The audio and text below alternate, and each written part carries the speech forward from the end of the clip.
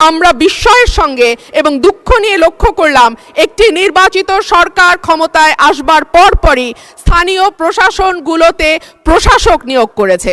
শুকরিয়া মাননীয় স্পিকার, একটি অবাধ সুষ্ঠু নিরপেক্ষ নির্বাচনের মধ্যে দিয়ে ত্রয়োদশ জাতীয় সংসদ গঠিত হয়েছে এবং আমি এই সংসদে একজন স্বতন্ত্র প্রার্থী হিসেবে নির্বাচিত হয়েছি। মাননীয় স্পিকার, সংবিধানের 59 অনুচ্ছেদের দিকে আপনার দৃষ্টি আকর্ষণ করছি। সংবিধানের 59 অনুচ্ছেদ বলছে, নির্বাচিত ব্যক্তিদের সমন্বয়ে গঠিত প্রতিষ্ঠানসমূহের উপর প্রজাতন্ত্রের প্রত্যেক প্রশাসনিক একাংশের স্থানীয় শাসনের ভার থাকিবে। সোজা বাংলায় বলতে গেলে স্থানীয় সরকার পরিচালিত হবে নির্বাচিত প্রতিনিধিদের মাধ্যমে। কিন্তু আমরা বিস্ময়ের সঙ্গে এবং দুঃখ নিয়ে লক্ষ্য করলাম একটি নির্বাচিত সরকার ক্ষমতায় আসবার পরপরই স্থানীয় প্রশাসনগুলোতে প্রশাসক নিয়োগ করেছে।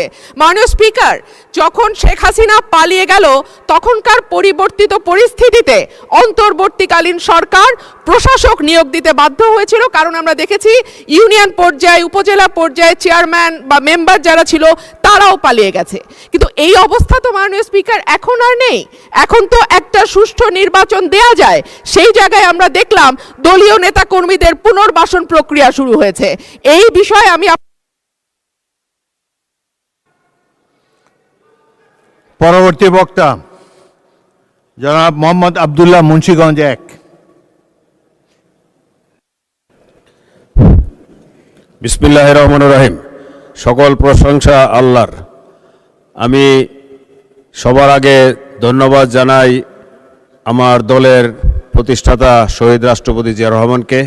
আজকে স্মরণ করি আমি আমার নেত্রী, দেশনেত্রী বেগম খালেদা জিয়াকে, এবং যিনি আমাকে এই সংসদে আসার জন্য সুযোগ করে দিয়েছিলেন, আমাদের দলের এবং এই সংসদের নেতা এবং বাংলাদেশের প্রধানমন্ত্রী তারেক রহমানকে। এবং আমি আরও ধন্যবাদ জানাই আমার মুন্সিগঞ্জ 1-এর সর্বস্তরের জনগণকে, যারা আমাকে বিপুল ভোটের মাধ্যমে এই সংসদে আসার সুযোগ করে দিয়েছেন। আজকে আমি বলতে চাই, মাননীয় আপনার মাধ্যমে আমাদের মুন্সিগঞ্জ 1 তথা আপনি জানেন ঢাকার পরে এবং ফরিদপুরের মাঝখানে মাওয়াত থেকে আসলেই, আপনি যেহেতু এইখান দিয়ে আসেন, আপনি জানেন এর পরের অংশটাই মুন্সিগঞ্জ 1। এখন মুন্সিগঞ্জ ডিস্ট্রিক্টে আমাদের একটি হসপিটাল হওয়ার সম্ভাবনা আছে। এই হসপিটালটা যদি মুন্সিগঞ্জ 1-এর মাঝখানে হয়, তাহলে কিন্তু মুন্সিগঞ্জ 1, মুন্সিগঞ্জ 2 এবং মুন্সিগঞ্জ 3 সবার জন্য উপকার হবে। এমনকি আপনার এই বরিশাল, খুলনা, ফরিদপুরের অঞ্চলেও এই উপকারটা আসবে। আর আমি বলতে চাই, আমার এলাকা মুন্সিগঞ্জ 1-এ কোনো ইউনিভার্সিটি নেই। এইখানে যদি একটা ইউনিভার্সিটি করা হয়, স্যার জগদীশ চন্দ্র বসুর এখানে জায়গা আছে, এখানে একটি কলেজ আছে, সেই জায়গাটি আমরা এই ইউনিভার্সিটির জন্য করতে পারি। সেটা যদি আমাদের মন্ত্রী মহোদয়, শিক্ষামন্ত্রী এক নজর দেন, তাহলে এইখানে একটা ইউনিভার্সিটি হলে আমার মনে হয় এই অঞ্চলের উপকার হবে। আশা করি আপনার মাধ্যমে আমি এই উত্তর পাবো। তাই পরবর্তী বক্তা মোহাম্মদ মোশাররফ হোসেন, বগুড়া 4। মাননীয় স্পিকার, আপনাকে ধন্যবাদ। মাননীয় স্পিকার, আমি বলতে চাই যে আমার নির্বাচনী এলাকা কাহালু নন্দীগ্রাম 39, বগুড়া 4। ইতিমধ্যে আমরা জানি যে 39 বগুড়া 4 নয়, উত্তর অঞ্চলের রাজধানী খ্যাত বগুড়া সবসময় বঞ্চিত একটি জনপদের নাম, যে বঞ্চিত জনপদ থেকে সবসময় বঞ্চনা এবং শোষণের শিকার হয়েছে সাধারণ মানুষও, সারা বাংলাদেশের মানুষ সবচাইতে বেশি শোষণ এবং বঞ্চনার শিকার হয়েছে আমার মাননীয় প্রধানমন্ত্রী পরিবার।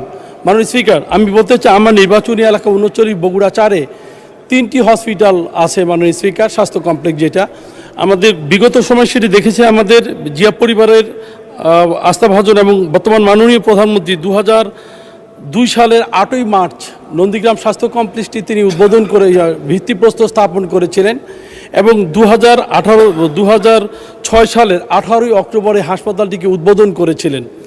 অদ্যবধি হাসপাতালে মাননীয় স্পিকার আলোর মুখ দেখেনি। হাসপাতালটি মুখ থুবড়ে পড়ে আছে, মানুষের স্বাস্থ্যসেবা বিঘ্নিত হচ্ছে। আমরা জানি যে বগুড়া এমডিতেই বঞ্চিত। বগুড়া যেমন শহীদ জিয়াউর রহমান মেডিকেল কলেজ হাসপাতাল, বিগত ফ্যাসিস্ট সরকারের আমলে সেখান থেকে সকল উন্নত যন্ত্রপাতি সব খুলে নিয়ে আসা হয়েছিল মাননীয় স্পিকার।